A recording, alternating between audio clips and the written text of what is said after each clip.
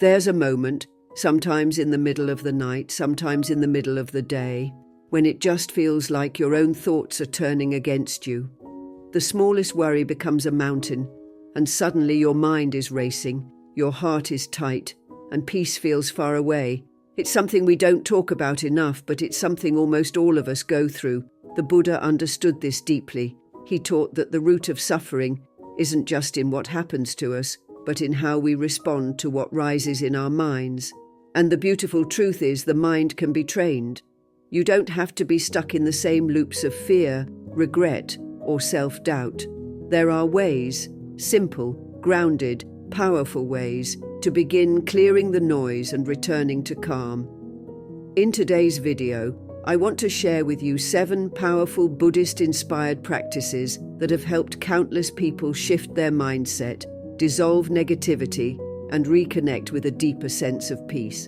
And if this kind of honest, soul-nourishing content is something you value, there's a small free favor I'll ask. Just tap that subscribe button. It helps this space grow and lets me know this journey we're on together means something to you too. Make sure you stay with me until the end. Every step builds on the last, and by the time we're done, you'll see your thoughts and your power to shape them in a completely new way. Let's begin.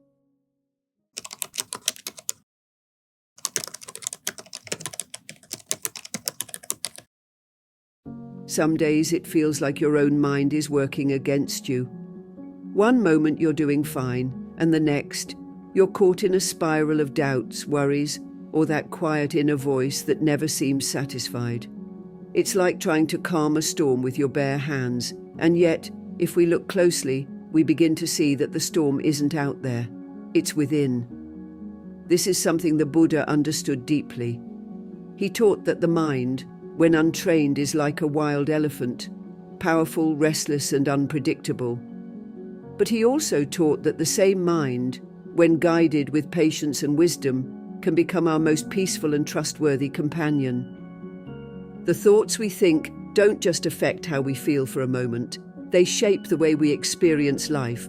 They influence our choices, our relationships, even how we see ourselves. That's why learning how to work with your thoughts, not fight them, is one of the most important things you can do for your well-being. Buddhism doesn't ask us to silence the mind by force. Instead, it invites us to become aware of the mind's habits and to gently begin the process of transformation through observation and intention. One of the most practical teachings from the Buddha is the idea that what we frequently think about becomes the shape of our life. If you often dwell on fear, anger, or self-criticism, those patterns get stronger.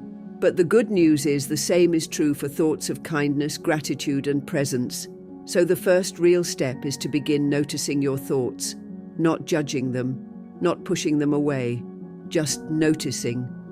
This is mindfulness, learning to watch the mind with gentle curiosity.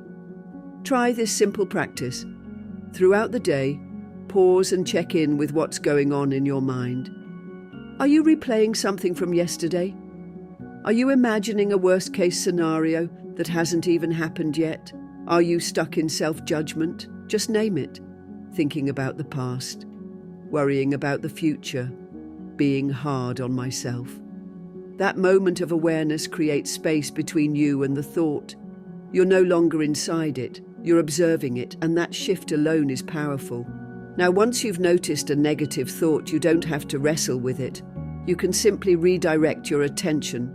Just like gently guiding a child who's wandered off the path, bring your mind back to something that nourishes you. That might be the breath, a mantra, or even a simple reminder like, I choose peace in this moment. Over time, this practice of returning again and again builds a kind of strength, what Buddhism calls mental discipline or right effort. And just like any discipline, this isn't about perfection. You will still have moments where the mind pulls you into stress or negativity. That's okay. The goal isn't to never have a negative thought again. It's to not let those thoughts rule your day. You can think of it like tending a garden. You can't stop weeds from growing, but you can learn not to water them. Instead, You water the flowers. You choose what gets your energy, your attention, your care. Meditation is one of the most effective tools the Buddha offered for this kind of training. Even just 5 or 10 minutes of sitting quietly, watching the breath, can begin to change the way your mind behaves. It's like giving your thoughts space to settle, the way muddy water clears when you stop stirring it. And as clarity returns, you'll start to notice more choice in how you respond to your thoughts. You'll find yourself pausing before reacting, breathing before spiraling, seeing through the stories your mind wants to tell.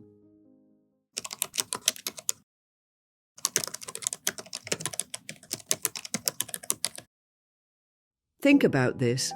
How often do you rehearse things going wrong in your mind before they even happen? The meeting that will fall apart, the awkward conversation, the opportunity that might slip through your fingers. We run these mental movies again and again, like we're trying to prepare ourselves for the worst. But what we don't realize is that we're training our minds to expect negativity. It becomes a habit, and the more we do it, the easier it becomes to stay stuck in fear and doubt. But if we're capable of visualizing failure so vividly, doesn't that mean we're just as capable of visualizing peace, confidence, and success? The answer is yes. And in Buddhism, this kind of intentional mental imagery has been used for centuries, not just to escape reality, but to transform it. Buddhist monks and practitioners have long used visualization as a form of meditation, whether it's imagining the serene presence of the Buddha, visualizing light spreading through the body, or picturing compassion flowing out toward others. These aren't just daydreams, they're sacred mental practices. They allow the mind to rest in a new pattern, to become familiar with a feeling of peace and clarity. That's something you can do too. It doesn't require robes or rituals, just your presence and a willingness to try something new. Start by choosing a quiet moment in your day, morning before your phone starts buzzing, evening when things settle down. Close your eyes and take a few breaths to ground yourself. Then picture a scene that brings you a deep sense of calm. It might be a forest, a beach, or even a quiet sunlit room. See the details clearly. The light, the sounds, the colors. Let yourself feel what it's like to be there. Safe, still, at ease. Your mind may try to interrupt. That's okay. Just gently return to the image. The more you do this, the easier it becomes to find that space when you need it. Now take it a step further. Visualize yourself moving through your day with presence and confidence. See yourself handling difficult conversations with calm. See yourself responding to challenges with wisdom. Feel what that version of you feels like. Steady, open, and grounded. This isn't about faking it. It's about rehearsing your truth. The Buddha taught that our thoughts shape our reality. What we focus on, we strengthen.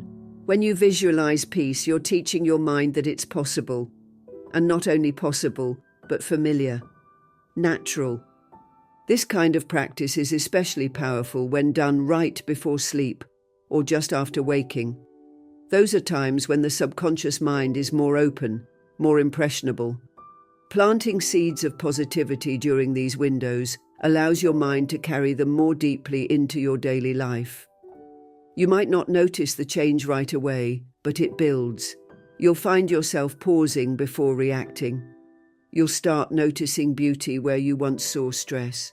You'll begin walking through your day with more intention and less anxiety. What's beautiful about visualization is that it honors a key Buddhist teaching, the power of intention. We're not just drifting through life, we're participating. We're shaping it with our awareness. The Buddha encouraged us to be mindful not only of our actions and speech, but of our inner life, our thoughts, our images, our intentions, because these are the roots of everything we experience. When you start choosing to fill your inner space with kindness, clarity, and peace, your outer life will begin to reflect that.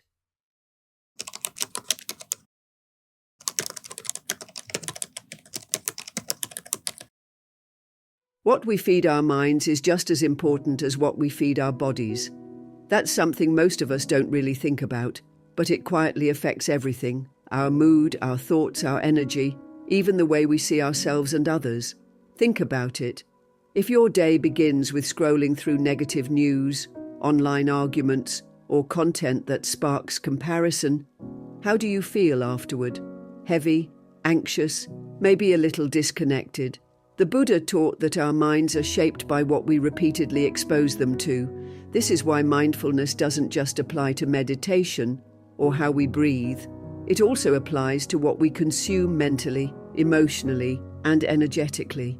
Buddhism teaches the principle of right view, which is about learning to see clearly, free from distortion. But how can we see clearly when we're constantly bombarded with messages that create fear, division, or pressure to be something we're not?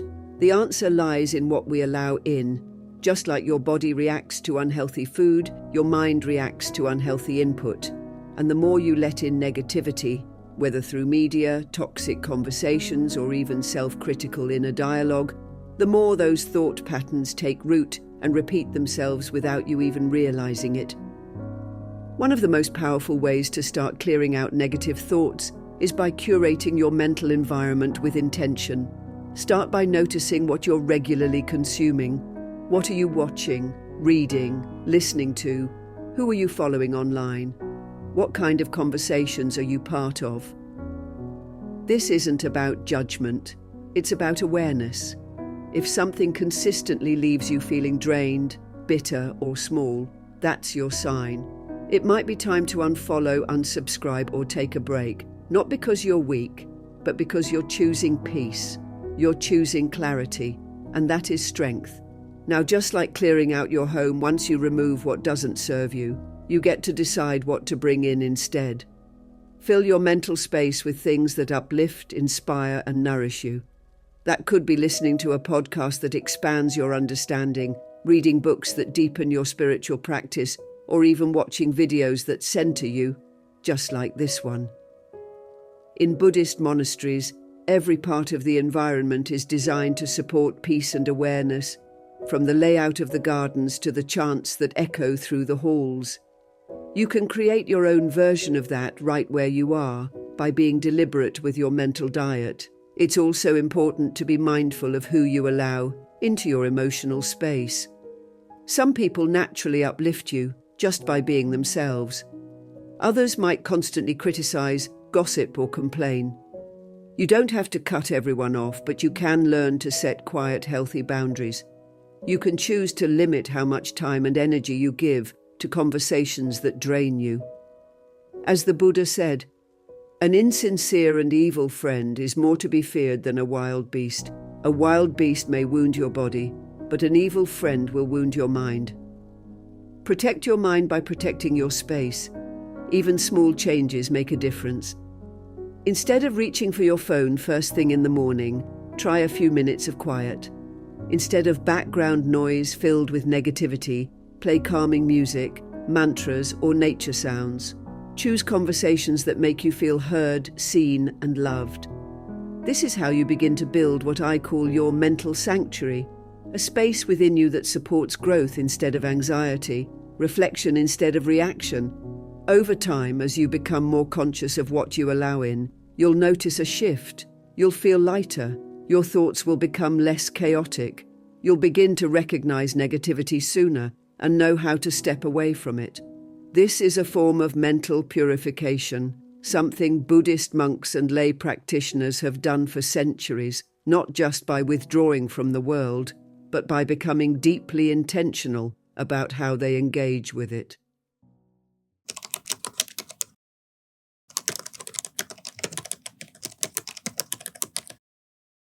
It's strange how quickly a single emotion can take over your whole day.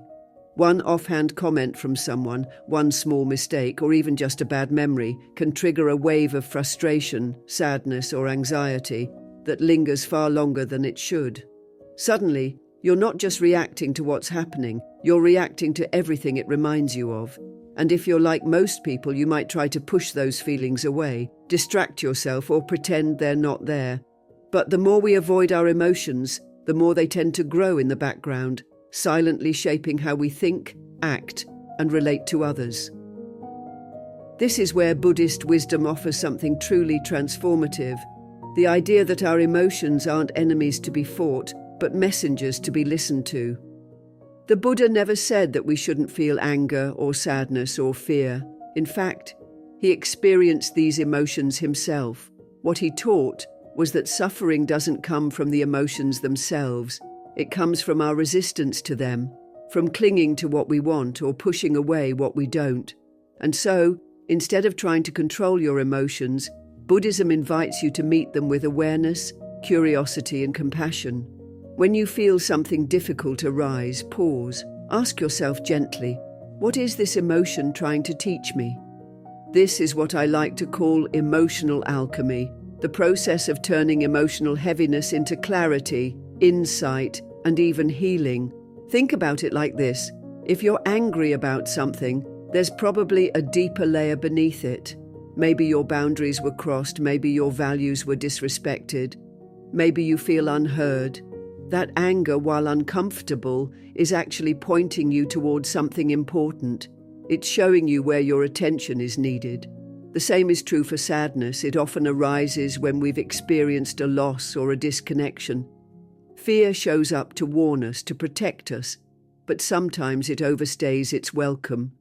When we learn to listen instead of suppress, these emotions become doorways rather than walls.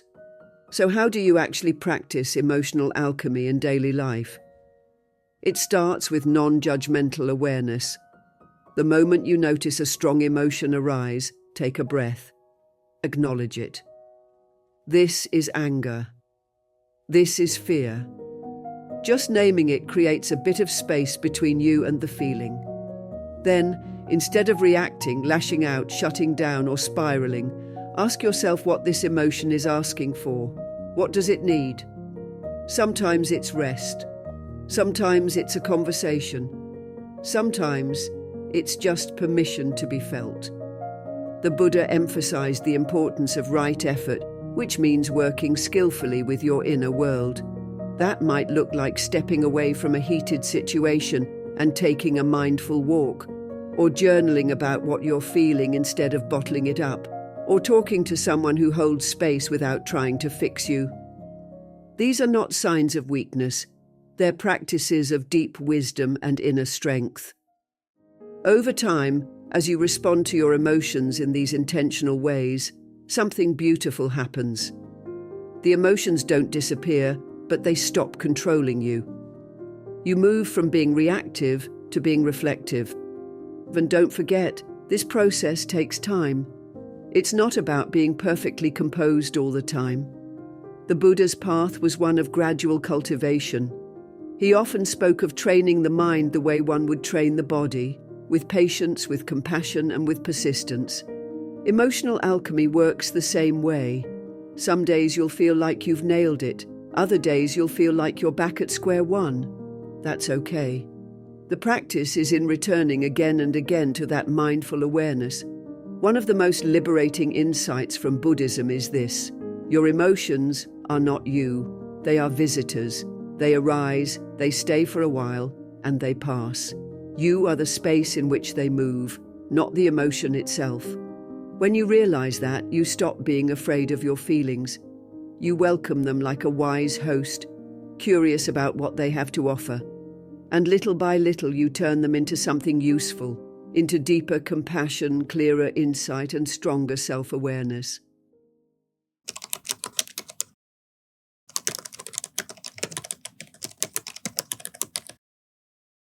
Sometimes it's the smallest things that hold the most power. A kind word, a gentle breath, the warmth of sunlight on your skin. But when our minds are clouded by stress, fear, or self-doubt, it's so easy to miss those moments. We become fixated on what's missing, what went wrong, or what we wish we had. It's like our mental lens zooms in only on problems until that becomes all we can see. But the Buddha taught that what we focus on, we amplify. If we only feed our thoughts with negativity, our suffering grows. But if we begin to notice and appreciate the beauty that's already present, no matter how small, we shift our entire experience. This is the essence of gratitude in Buddhist practice. And it's not just a feel-good concept, it's a powerful tool to transform the mind. In Buddhist teachings, gratitude isn't reserved only for the obviously good moments. True gratitude is the kind that arises even in difficulty. It's the understanding that everything in life, pleasant or painful, can be our teacher. When we meet life with appreciation, we soften our resistance to it. We stop seeing challenges as punishments and start seeing them as opportunities for growth. The Buddha often spoke of the precious human birth. Just the fact that we are alive, with the capacity to awaken, is something to be profoundly grateful for. And yet, we often forget. We wake up already overwhelmed by our to-do lists or discouraged by our circumstances. Gratitude brings us back. It reminds us that life itself is a gift. One of the simplest ways to begin rewiring the mind is by creating a daily gratitude practice. And I mean simple. This doesn't have to be a complicated ritual. Just start by naming 3 things each day that you're grateful for. Write them down or speak them aloud. They can be as grand as a personal breakthrough or as small as a smile from a stranger. The key is to be specific. Instead of saying, "I'm grateful for my health," you might say, "I'm grateful my body let me walk outside today and feel the breeze." Specificity makes it real. It grounds your awareness in the present moment, which is exactly where peace begins. Neuroscience now supports what Buddhist practitioners have known for centuries. Repeatedly focusing on what's good strengthens the brain's neural pathways toward positivity. In other words, the more often you practice gratitude, the more naturally your mind starts seeking out things to appreciate. Over time, this can lead to reduced anxiety, better sleep, improved relationships, and a stronger sense of inner stability.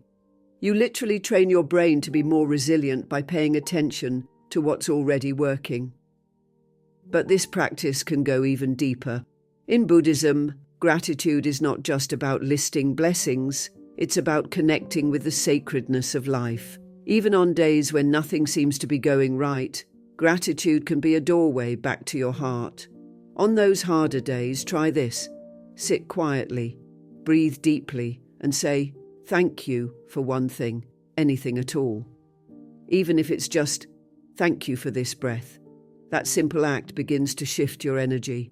It moves you from constriction to openness, from lack to presence. And here's where it gets even more transformative. Express your gratitude outwardly. Let someone know you appreciate them.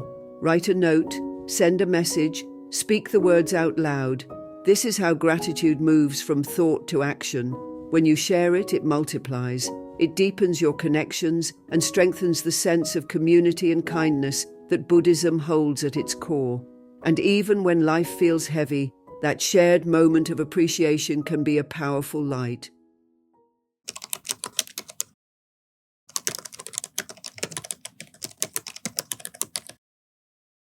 Sometimes the mind feels heavy for reasons we can't quite name. We wake up already tired. We feel drained halfway through the day. We get irritated by the smallest things. And we start wondering, why am I feeling like this when nothing even happened? The answer, more often than not, lies in what we're surrounded by, our energy environment. What we absorb, who we engage with, and the spaces we live in all play a quiet but powerful role in shaping our mental and emotional state. The Buddha taught that the company we keep, the spaces we inhabit, and the inputs we allow are not neutral. They influence the quality of our thoughts, the stability of our emotions, and even the clarity of our spiritual path. In Buddhist practice, there's a strong emphasis on what's known as wise association. This refers not just to people, but also to environments, habits, and even the objects around us. Everything carries energy, everything has a frequency. And when we begin to tune into that, we realize that a lot of the stress and negativity we experience isn't even ours. It's picked up from the world around us. Think of it this way. If your mind is a clear glass of water, every interaction, every piece of content you consume, every space you walk into adds a drop of color. Over time, that water can turn murky without us even realizing it. That's why it's so important to start consciously cultivating your energy ecosystem. One of the easiest places to start is your physical environment. Look around the space where you spend the most time. Your home, your room, your workspace. Is it cluttered? Does it feel chaotic? Are there things in it that weigh you down emotionally? In Buddhism, a clean and intentional space is a reflection of a clean and intentional mind. The Buddha himself often spoke of the importance of quiet, simple surroundings for cultivating clarity.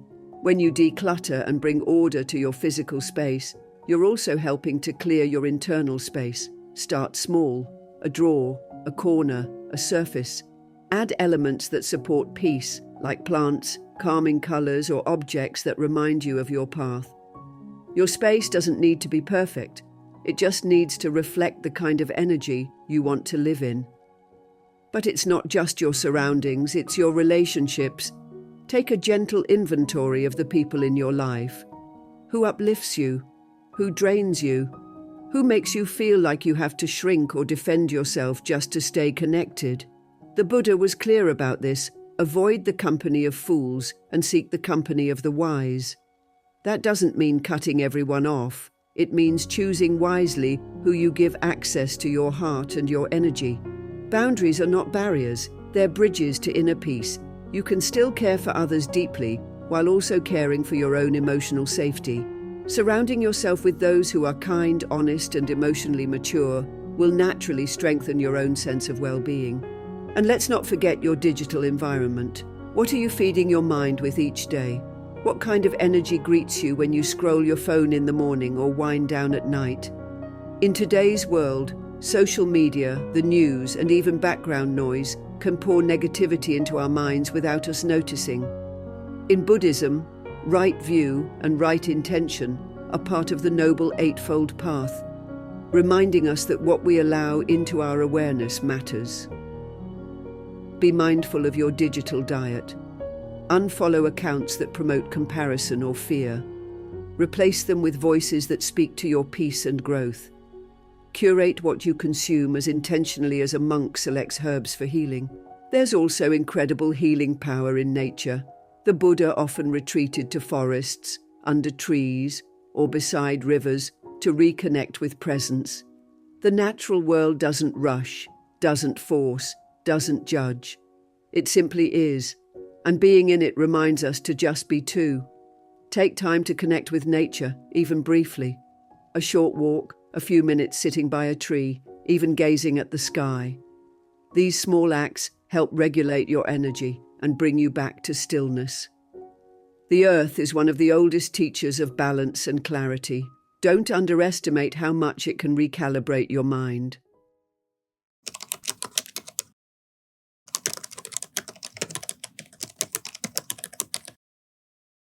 There are times when no matter how hard you try to push through, something inside still feels stuck.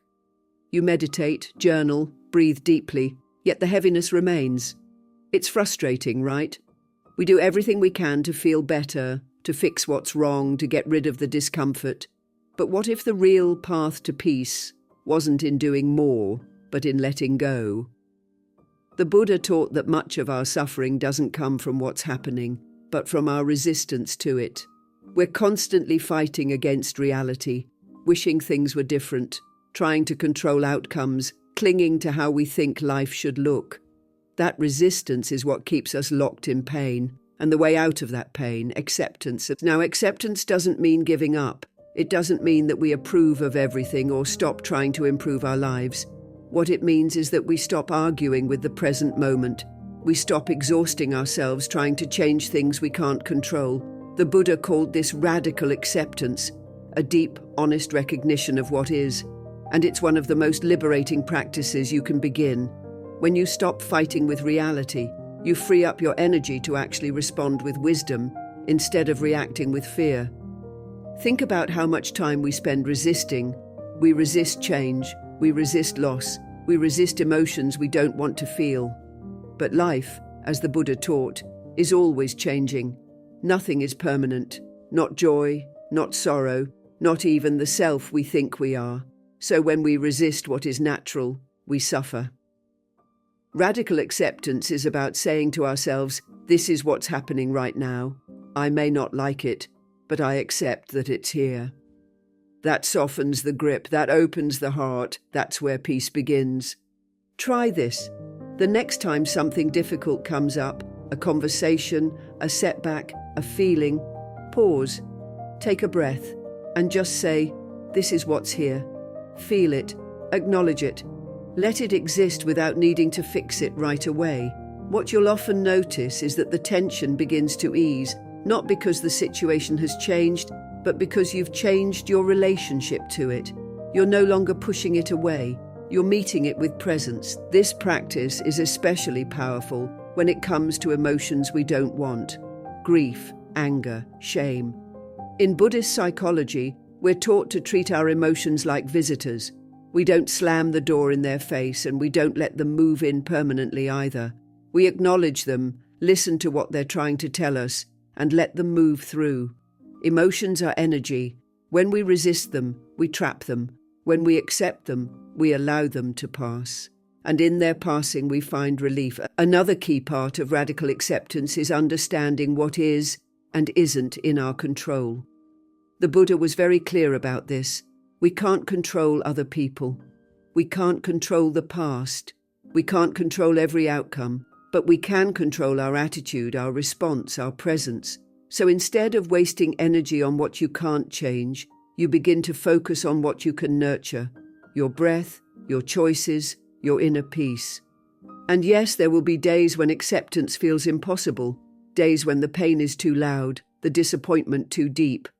That's okay. Acceptance doesn't have to be instant. It can come in waves. Sometimes it's just accepting that you're not ready to accept.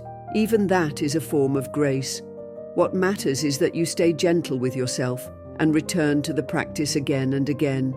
Peace doesn't always come in grand, dramatic moments. It often arrives quietly, the moment you stop resisting and start breathing into what is. The Buddha showed us that true freedom begins within. And every time you choose awareness over reaction, presence over panic, you take a step closer to that freedom.